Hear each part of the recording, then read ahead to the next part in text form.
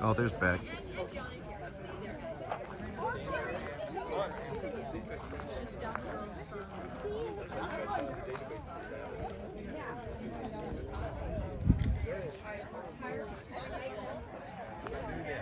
Here's the home. What do you have to say, babe? Spencer home. It's fun. Okay, Grandpa, look at the setting here. Right at the mouth of one of the Cottonwood Canyons.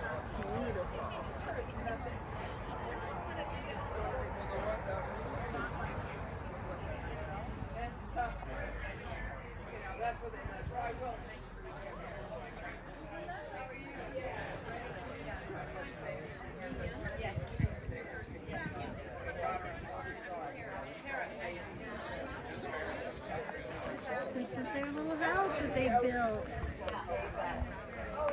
So what do you know about this house, Mother?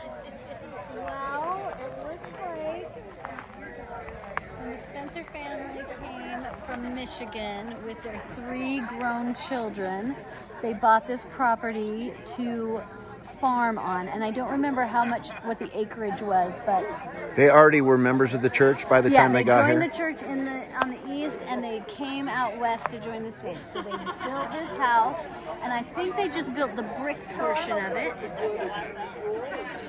And they all moved in, and they farmed the land and had some success and some failures. The 3 oldest children were very well educated, and so they became school teachers, and that's how they supported themselves while they were getting the farm going. And they lived here, and then they added on to it in later years. I can't remember when, but yeah.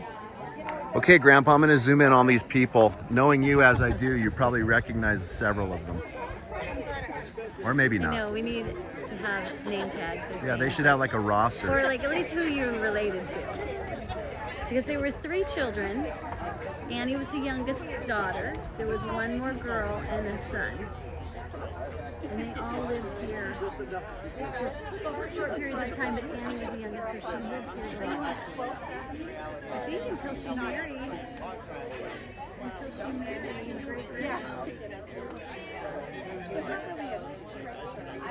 Let's go inside. Okay, we're going in.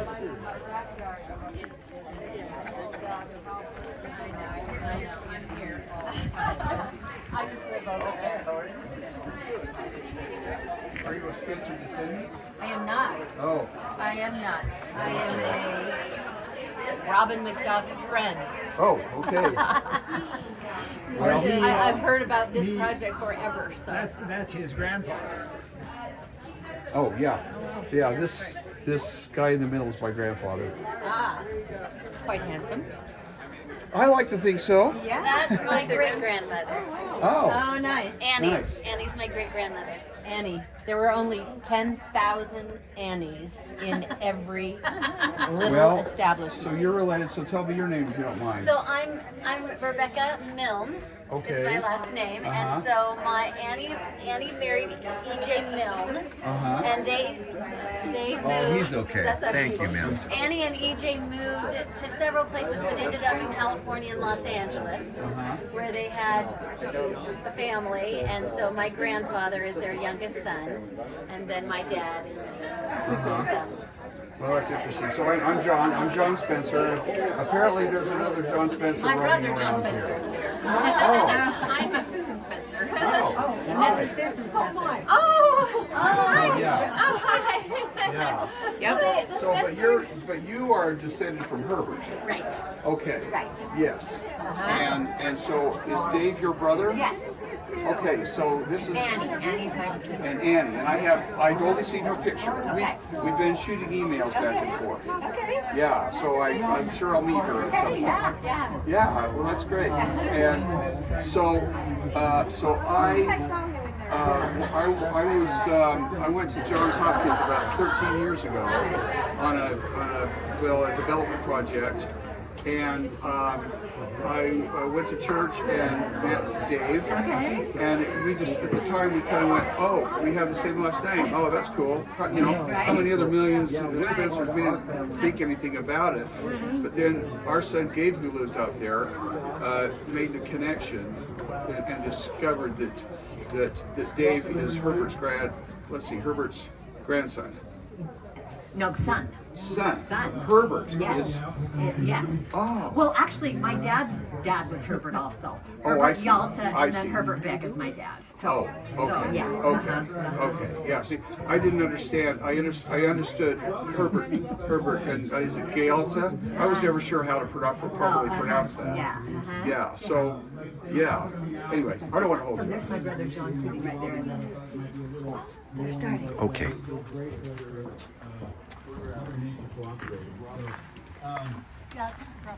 What an exciting day to be able to mark this special moment of being able to dedicate the Spencer Homestead into the National Historic Places Register. It's been so exciting to work with numerous people to make improvements here in Dimpledale Park. There's just a few folks I'd like to point out. There's so many people there. There's a lot more people here than I anticipated in coming. But special thank you to Mayor Jenny Wilson from Salt Lake County for being here, Sandy City Mayor Monica Zoltansky, who my first interaction and meeting with her was in my office. She came in and said she had some concerns about Dimpledale Park, and we spent many days and hours meeting over them and working together for the improvement of Dimpledale Park. I'd also like to recognize and welcome White City Mayor Paulina Flint. Also saw Mayor Dan Pay from Magna here too. Thanks for being here, Mayor. Councilwoman Dee Theodore, thank you for being here. Thought I saw Councilman Jim Bradley, but maybe not. And others. Carrie Wood, thank you. Our former Dimpledale Advisory Board Chair. It's been a while, but thank you for being here. It's good to see you. I wouldn't miss it. Glad you're here. So, and many others. Thank you for being here and caring about Dimpledale Park. It's really a special place. A big thank you to our staff. If you guys all raise your hands back there, Patrick and everyone. These are the real heroes that are out here in the park every day along with Sandy City PD, making sure that the park is a safe and welcoming place for everyone. So thank you for your efforts. We truly appreciate all you've done. I, of course, would also like to personally thank the Dimpledale Preservation Committee. I've worked with you closely over the years.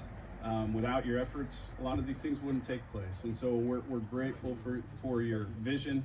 We're grateful for your passion and for your commitment to preserving places like the Spencer Homestead and others within Dimpledale. Thank you. Really appreciate it. So without further ado, I'd like to welcome up, we're first going to hear from Mayor Jenny Wilson, and then we'll hear from Mayor Zoltansky, Robin McDuff, a former tenant of the Spencer Farmhouse and a member of the Dimpledale Preservation Committee, Kirk Huffaker with the Preservation Strategies, Corey Jensen with SHPO, or the State Historic Preservation Office, and John Spencer, great-grandson of the original homesteaders, Thomas and Sarah Ann Spencer. So, Mayor Wilson.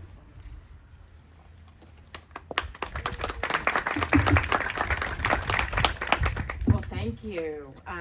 Martin said it so well. There are so many people to thank for the work that's been done in this park, in this community, and the people here who care about historic preservation. That's all of us, but there are many people that really go the extra mile in making sure that amazing properties like this are preserved, throughout our cities, our counties, our states, our nation.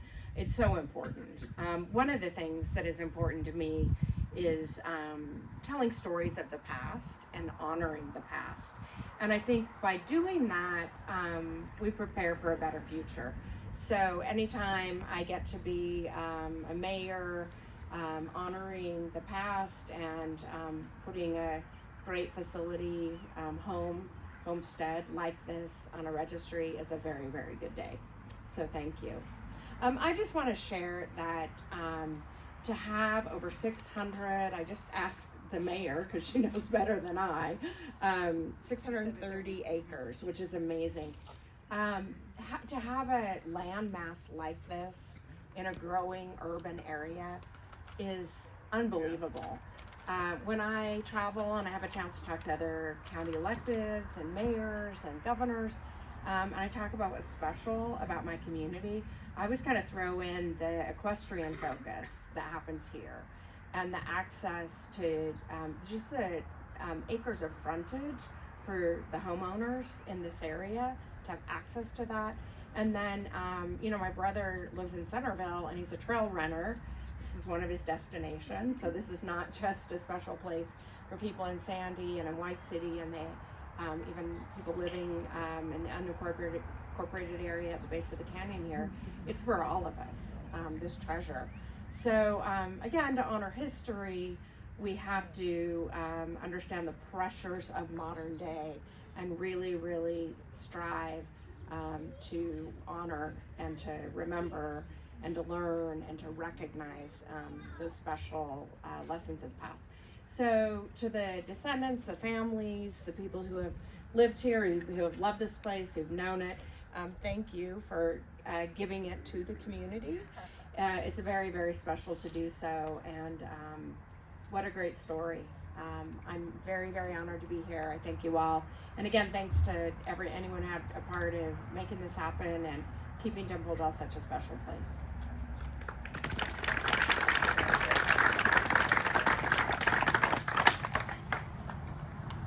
Thank you, Mayor Wilson, and thank you all for coming out today. I'm Monica Zoltansky, Sandy City Mayor.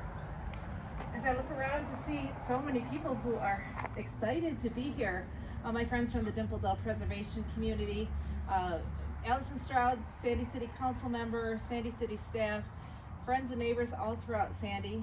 The Spencer family, congratulations. How does this feel? It must feel great to look at this part of your family history being preserved and enjoyed for future generations. And then Robin McDuff, where are you, Robin? Oh, the catalyst to this preservation moment. So I look forward to the future for the Spencer House because I appreciate the past, and where can we in Sandy step on a patch of ground and say, this is like it was 130 years ago when this was preserved. You think of the Spencer family, the pioneers, carving out their stake in American history under the Homestead Act, getting a grant for this beautiful property, knowing that they've made their mark, creating the orchard, raising their family, generations of Spencers growing up here, and then since the Spencer family owned it, today to be able to meet people who have lived in this house and raised their children up as early as 15 years ago. This was 20 years ago as a family home. So my first experience coming to the Spencer House was as just an ordinary Sandy resident, caring about Dimple Dell Park and wanting to see the park preserved. There are people who fought for the preservation of Dimple Dell Park before I came on the scene. There were plans for a golf course for Dimple Dell, if you can imagine. My generation, the question was, would we start paving the beautiful wood chip trails of Dimple Dell? That's where I met the Dimple Dell Advisory Board, the residents who work for the county, and founded the Dimple Dell Preservation Community. So this is the story of the Spencer House, reflects the story of our community from agricultural roots and now into the importance of the house and this place today is preservation, because as the city grows up around us, the pressures for development, it makes me appreciate so much the leadership in Salt Lake County, Mayor Wilson, the Salt Lake County Council, our local officials who say, we want to keep Dimple Dell preserved, we want to keep Dimple Dell wild, we want to keep it a place where a lot of different trail users, from dog walkers, naturalists, artists, people who want a place of solitude in the midst of our very busy urban area can come and appreciate.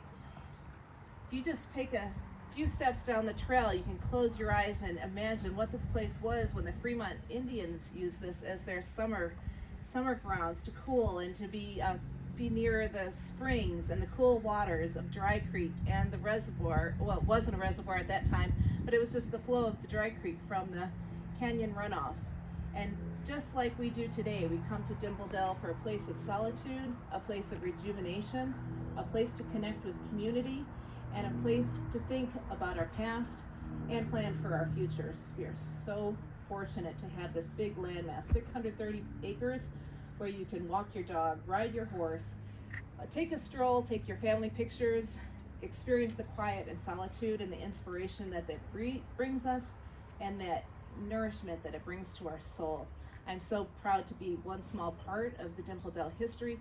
Congratulations to the Spencer family, congratulations to Robin, the Dimple Dell Preservation Community, the advisory board, and to our Salt Lake County Council and Salt Lake County Mayor for all of your leadership and commitment to preserving this special place for generations to come.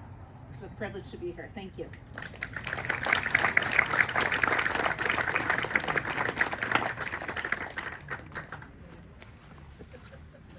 Robin, you want to come on up?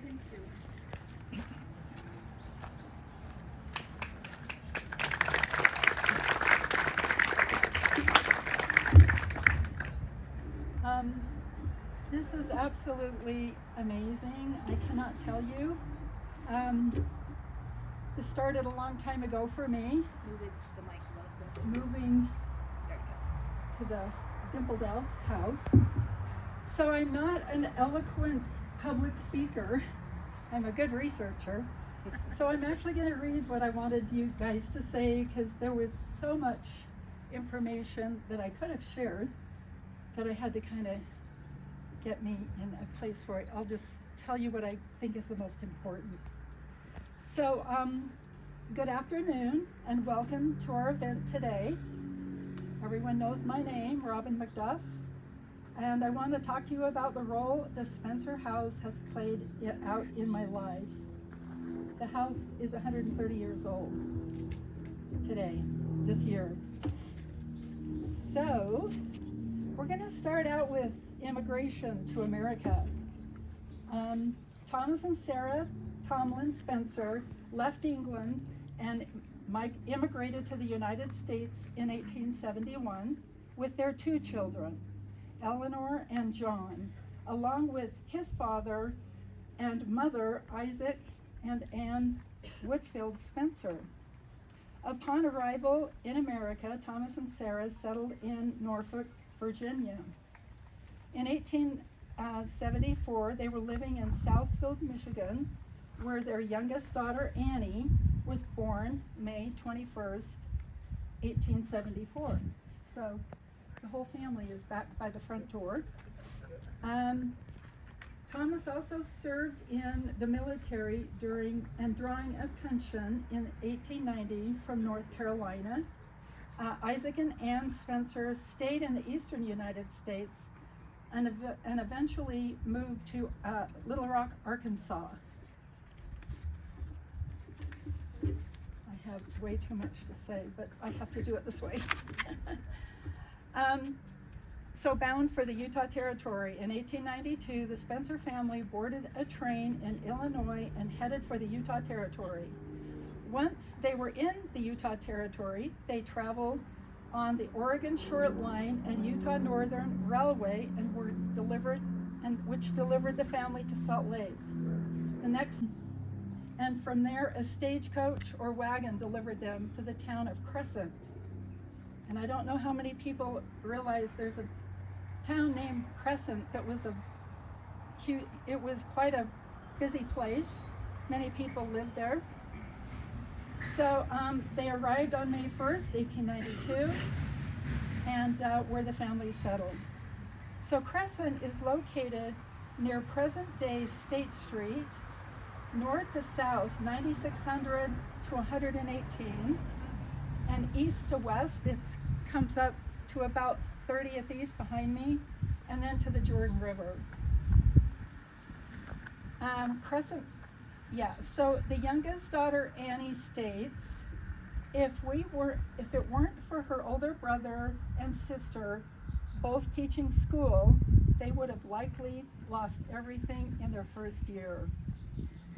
In recalling our first trip into Dry Creek, coming up to see where they're going to do their homestead, they got lost and it was pouring rain. But they got over that. So homesteading, Thomas and Sarah applied for a homestead for 160 acres in a mostly unsettled area of the southeast bench of Salt Lake Valley in 1893. Shortly after applying for the homestead, Thomas and his son John T. began constructing dwellings needed for the family to live in and to support his fruit farm endeavor. So construction began in 1893 for this wood frame section of the house, which was completed first, and they lived in that for quite some time. And but by 1897, the brick portion was finished. So it took them a while to get this done. A large barn and stable were built behind you. To shelter the animals, farming implements, hay, wagons, and so on. And these were located along this west driveway, which was the original entrance to the property. This thing came much later. The farmhouse served as a refuge from the elements and was located at the foot of the rugged and beautiful Wasatch Range.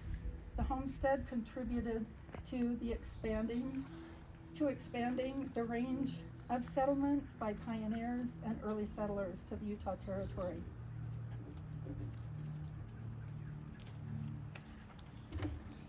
Planting the orchard. This was Thomas's probably best thing. He established a fruit farm with plans to grow French and German plums, apples, peaches, pears, and 4 kinds of berries. Spencer's intent was to operate a commercial farm rather than a subsistence farm. The ample fields around the farmhouse provided areas to successfully grow crops using water from the irrigation ditch south of the dirt road. Just be over that direction. The water is from nearby Bell's Canyon. Some of Thomas's ditches are still visible out on that plain today. The orchard was located between the house and going this way to the dirt road and west to the entrance at that end, and then just east past the house.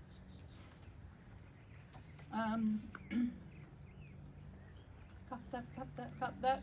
Okay, a portion of the homestead acreage lies atop the bluff, so he actually homesteaded land up on top, and he let cattle, he leased that out and let cattle graze on that, so he made money off that land up on top. Thomas and Anne's 3 children were adults when they first arrived to Utah. And all were trained as educators. Eleanor and John taught at the East School when they first arrived, and later at the Crescent School that taught K through 12, which there's a remnant of that school that was rebuilt in 1920 at 110 South and State Street. Annie Elizabeth taught at the AC College in Cedar City after graduating from the University of Deseret.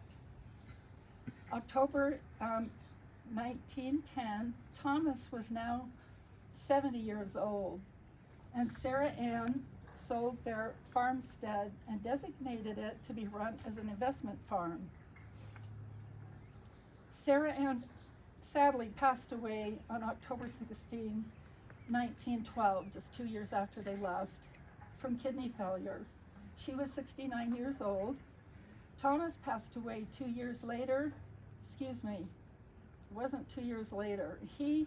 Thomas passed away in March 15th, 1928, from heart disease and renal senility, and he was 89 years old.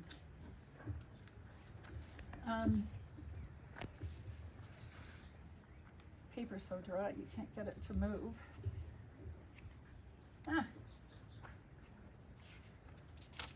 Okay. A twist of fate. Little did I know what renting a house for my family from the county would come to mean so much to me all these years later. Who would have ever known? So mid-December 1975, I was pregnant with my first child and living in a one-room bedroom apartment in the Avenues with my husband at that time. I picked up a rental magazine at the store and found a listing for a 2-bedroom, 1-bath house on Dimpledale Road. And I knew this area. I called the phone number the very next day and I rented it sight unseen. On January 20th, 1976, we moved into this very house where children grew up, do-it-yourself projects got done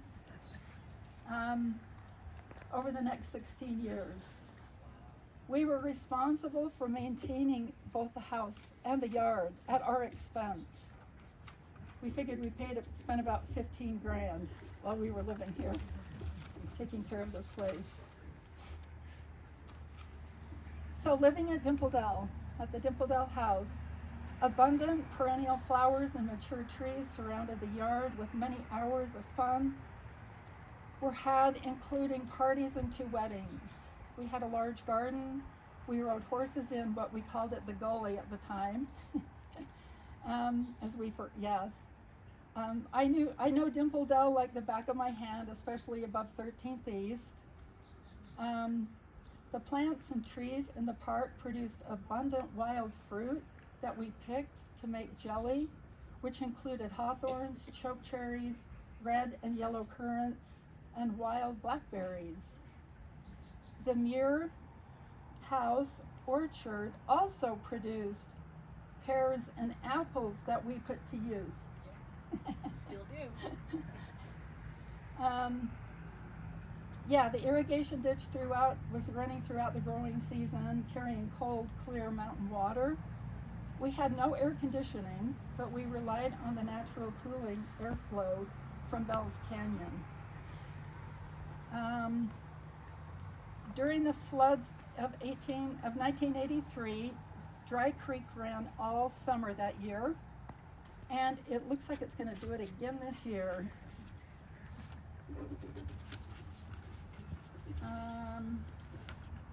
The seeds were planted in the late 1980s. I spent an afternoon at the Salt Lake County Recorder's Office searching the title that belonged to this house. Despite being given access to the original records in the very large, huge handwritten books, I only got back to the Howard Farm, so I thought that was who we were, the Howard Farm. But in 1989, Ty Harrison, whose family homesteaded at the confluence of the Jordan River and 100 South and Dry Creek, he dropped by and handed me a copy of a page out of a Daughters of the Utah Pioneers publication from the early 1960s describing the original settlers of Crescent, Utah. Thomas and Sarah Ann Spencer are described in this publication as farming their homestead during the 1890s and into the 1900s. So I was corrected of who really lived here. We moved out of the house July 3rd, 1992. We went on with our lives, bought a house, no kidding, at 9800 South and 17th East. We didn't go too far. We continued to visit the house fairly often while enjoying Dimpledale Park. Fast forward 29 years. April 2021, the County Parks Department began efforts to make the Spencer House, located here in the park, their park headquarters. This effort initially entailed major changes to the house. Many concerned citizens, historians, officials, interested parties were called upon to discuss the county's plan and assess the condition of the house and its historic significance. The initial findings suggested the house was worthy of further investigation and research to be considered for nomination to the National Register of Historic Places, which is managed by the Park Service. The county also revised their original plan for the house and yard. Its significance is enhanced by its location on the public property, Dimple Dell Regional Park, assuring preservation of the site and access by the public.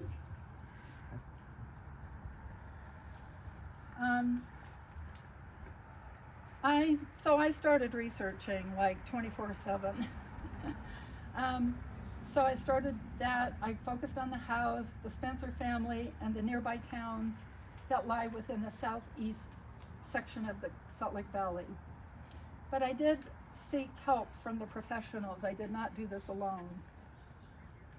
But in conclusion, last October 17th, 2022, I got an email from Corey Jensen that it got accepted to the National Historic Preservation. That was the happiest day of my life. So, and I want you guys to know, I did not do this alone.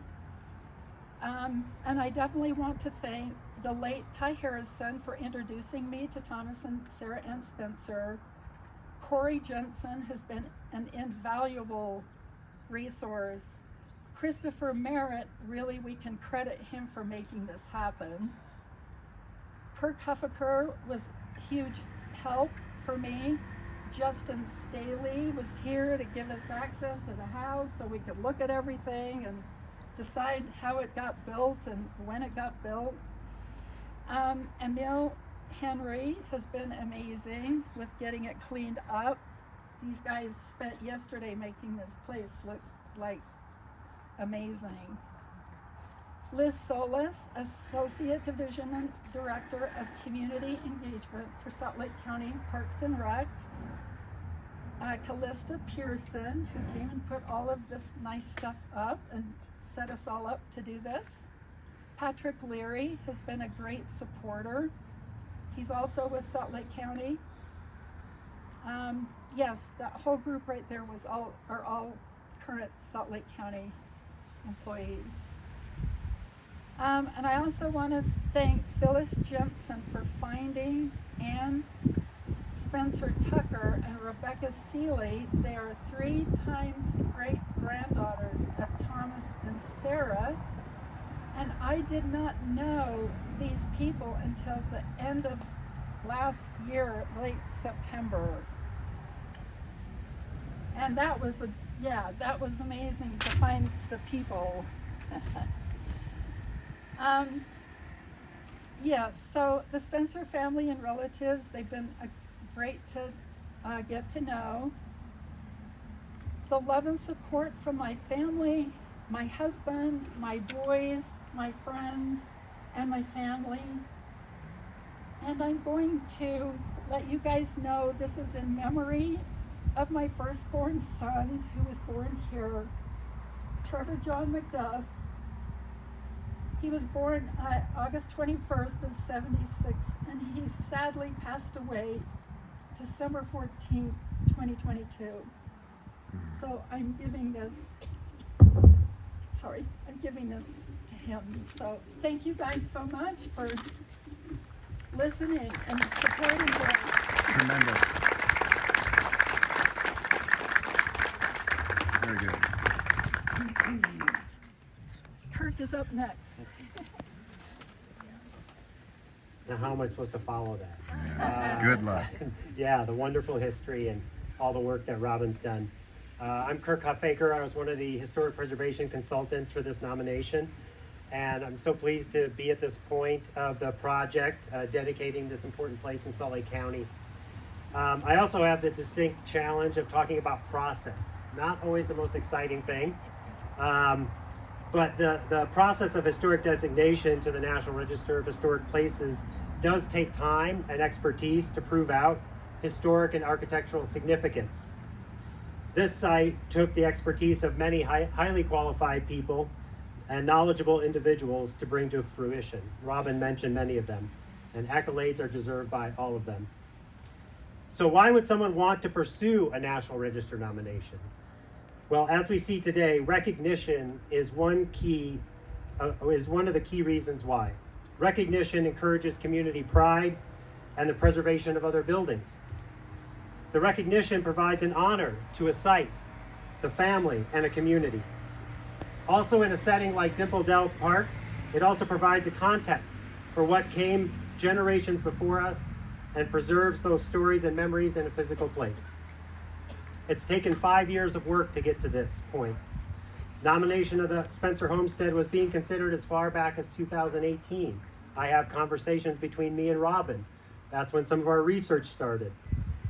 Support from important organizations was enlisted over the next 3 years. That takes a lot of time to get everybody on the same page. And once those were secured, the nomination proceeded in 2021. And for a full year, as Robin said, really deep research was conducted into the possible areas of significance, and writing began to describe the site, architectural features, and the changes over time. And importantly, the building and site are both significant resources of the property. The house itself, while it started as a frame and brick structure, changed over time with more modern features. And however, the county's park use since 1970 has preserved 47 acres of the original farm site, and over 5 acres of that is included in the National Register nomination. And given that amount of acreage, it was determined that the land itself had important potential to yield archaeological information, as it has not been disturbed. And that inclusion took some additional time and expertise to research and write into the nomination. So you can see why it took 5 years to get to this point. The State National Register Review Committee approved the listing in September. It was listed in October of last year. And I was so pleased to be a part of that. Thank you for the opportunity to speak today, and congratulations to all. Thank you.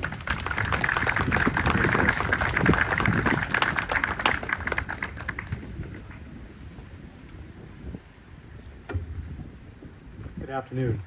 We're going to get this over with before the rain really comes down. I'm Corey Jensen, as mentioned. I'm the National Register Coordinator at the State Historic Preservation Office. And I just want to say really quickly that getting a building listed in the National Register is a cooperative effort, and definitely this one, we had some really good people in Kirk and Robin who had all the history on this, and I think an early draft by Coral Brzezinski, if I remember right. But it took a couple of years to get it through, and writing a nomination is not an easy process. It's you can have a history of a place, that doesn't necessarily mean it's significant, and to be on the National Register you have to be significant. So it took a while. This building is not the prettiest building, it's not that architectural, but as Kirk had mentioned, the history of the land use, the occupants over time are what made it significant. And before it starts to downpour here, I'd just like to thank all those involved, and on behalf of the State Historic Preservation Office, congratulate everyone who was involved in getting us listed in the National Register this past year. Thank you.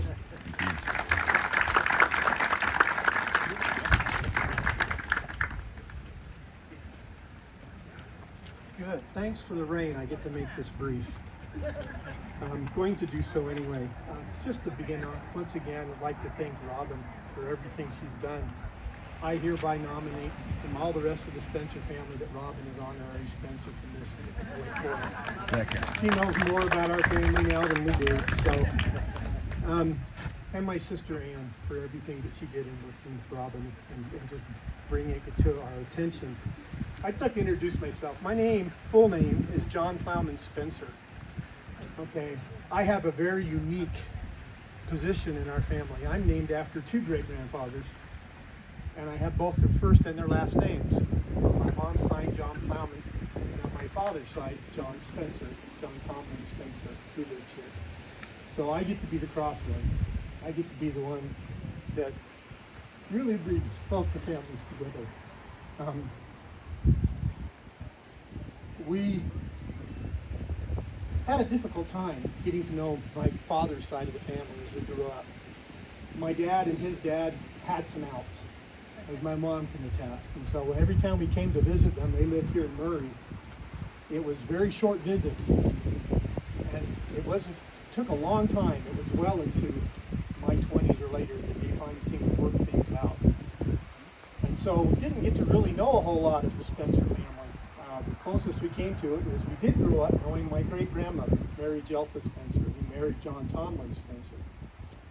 And we got to hear a lot about her, but by the time we came around, John Tomlin was dead and gone. So we didn't even know this place existed. We never did. My sister will tell you, we've had that picture in the family forever, didn't know it came from here. I had no idea that up here on Dimpledale area, we had a homestead until Robin contacted my sister. My dad still wanted connections, even though he and his father had some of their outs. He loved his grandmother, Mary. And so I remember one of the things we did when I was 15 years old, we were moving back from Sweden here to Utah. And on the way, we stopped in England. And one of the places my dad insisted that we go see, and everybody goes there because of Shakespeare, was Stratford-on-Avon. It's where my family comes from. It's where John Tomlin Spencer basically came from, and my dad wanted that. So the connection has always been there. The fruit orchards, that's always been kind of interesting to find this out. My grandfather loved fruit orchards. One of my last memories with my grandfather, who was at that point was blind, living in Murray, he had taken his whole front yard and turned it into an orchard. And what we did is we took my wife and I and our little children and we went and picked apples. He loved growing things like that. I had no idea that he was connected to things like this. And then to come up here and find out he had a fruit gate. He was related to an orchard raiser. And what a beautiful place to do it too. It's phenomenal. The other thing that stayed close and very important in our family is education. You've heard John Tomlin and his sister and his youngest sister all were very involved in education. Superintendents of schools and everything you can think of. Well, my great-grandmother Mary Jelta was the same way. Very much involved in education. And that was handed down to our family. Education has always been important. With my dad, his siblings, all the grandkids, my cousins, and always been important, getting our education. So it very much runs in the family. It's a very important part. Well, it came honestly. And to find out that all of this at one point came from here. I'm just sad that for 60 years of my life, 64 years of my life, I had no clue. I had no idea this even sat up here. Thank you, Rob, for bringing my sister to our family. Thank you all for being here. Welcome to our home. You are more than welcome to be in our home. Thank you for this. Very good. Very good. Just want to say thank you to everyone, whether you had a large or a small part in this designation. We really appreciate it. And that will conclude our ceremony. You're more than welcome to go walk through the home and the property. Thank you.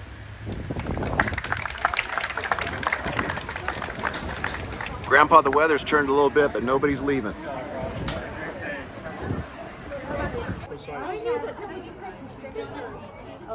No, you can go ahead. Oh, okay. Add Jackson to it. Thank you.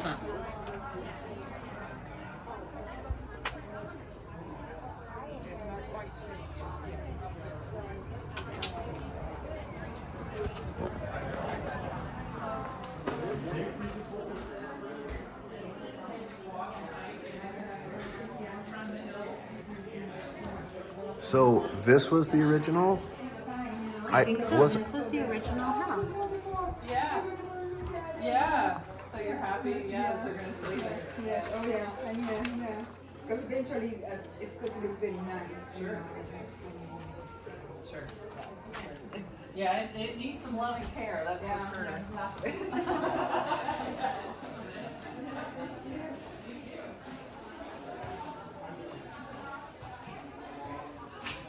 Oh, it's tiny. Amy, look at the this little bedroom. Originally, they didn't even have this part. It was just they all lived, all 4 of them. No, 5. So we think this is some kind of extension. This wasn't the original. The Spencer family added the brick part. I see. Annie wrote about it, saying that they all moved into the first part, but as soon as they could, they made the extension so that there was more room for the family. And I think the brother, but I think their brother lived elsewhere because he was teaching. He didn't live here full time. They probably did. Modern amenities. They probably did not have a running toilet in the. Okay, so then this is the back room here, and this is part of the brick extension. Wow, look, you can just see all of the original brick molding. Wow. That's the original brick and the original mortar. And look where they've had to repair it with cement. And there's cinder block repairs.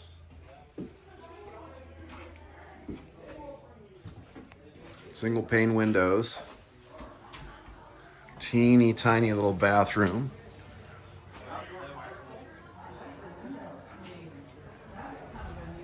And the back door.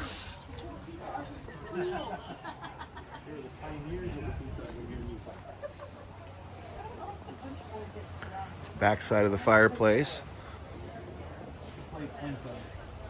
So some of the concrete Oh, look. chimney was fixed. Yep. So now it's a functioning chimney. It used to be the home of 4 raccoons. It really was. They made a great home. I bet they did. Oh. We had to relocate them. This is for the new sewer line. Connection. There and there. Oh, that was yeah, you can see it. Legend has it, the cougar was residing in that shit. Yeah. Really? The cul-de-sac does look good.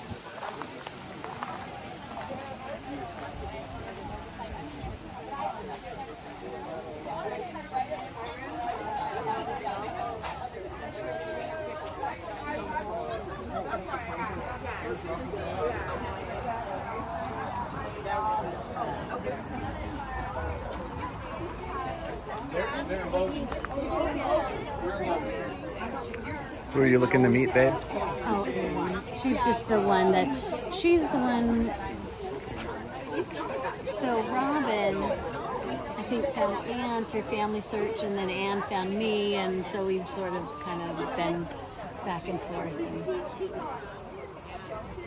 getting the word out.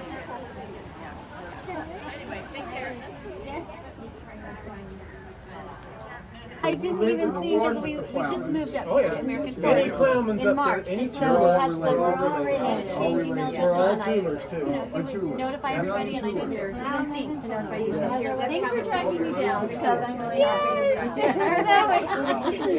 Well, So fun to know that a little bit of history, is preserved. and Keith Nelson's Yeah, me grandfather. neither. And my father, who knew Annie Spencer well, because she lived with him most of his life, never even he didn't know that And this Rod was Tuber. her. Yeah, Rod Tuber. He knew that she was Oh, from you Utah and from this area. She wants all of this in But she here. didn't, either she didn't talk about it or he was just a kid village bitch. Right? What's you and Susan both? Oh, this is another cousin. They're trying to get a picture. All right. Anyway, who is that girl?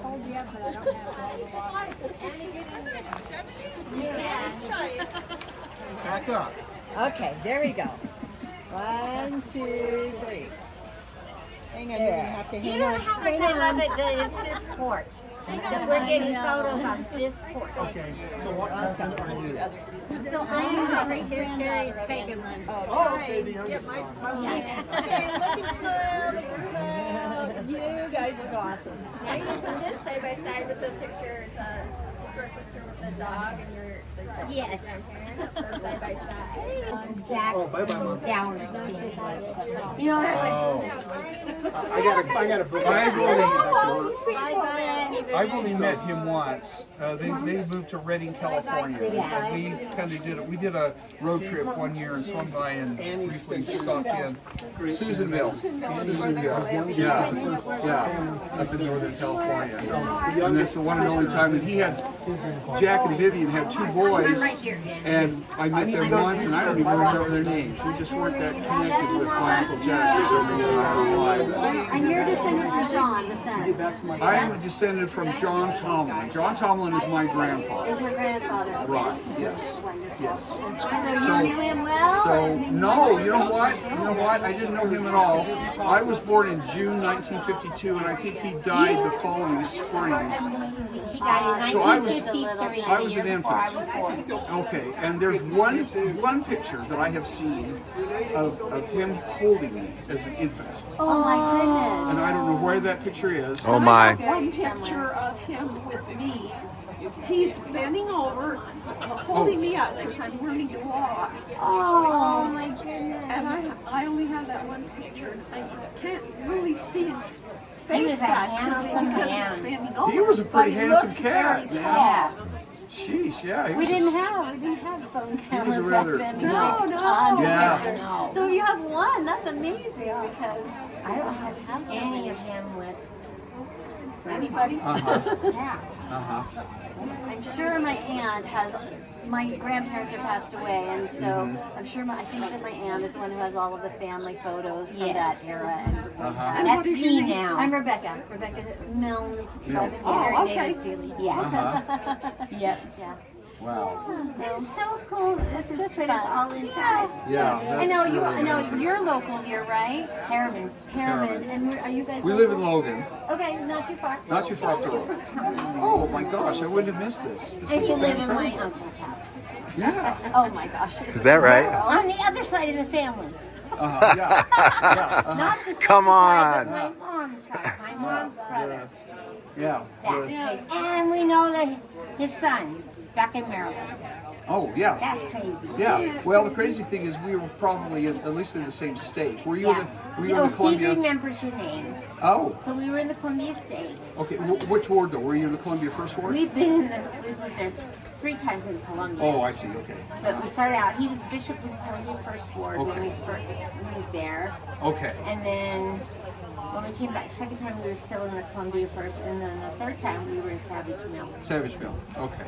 Yeah. Well, and we